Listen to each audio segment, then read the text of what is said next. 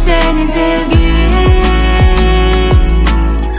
Böyle ince sözlerin sana aittim. İnanmak istemedim. Bu gitar ayıplar gibi senin sevgin. Sıcak yağmur ve soğuk dudakların dostuma sevdim.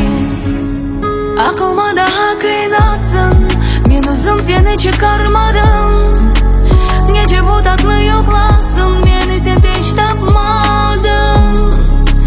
Duygularım kalmadı, gözlerim tanımadı. Sesli beni işitmedim, beledi ben unuttum seni canım unuttum. Bu gitar ayıplar gibi senin sevgin. Böyle ince sözlerin sana aittim. İnanmak istemedim. Bu gitar ayıplar gibi senin sevgin. Sıcak yağmur ve soğuk dudakların dostuma sevdim.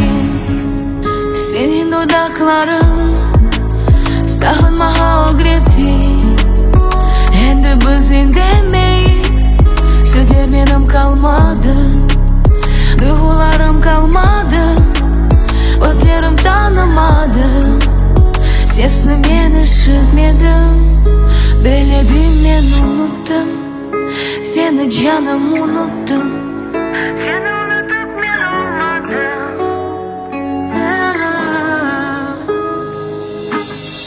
Bu gitar ayıplar gibi senin sevgin.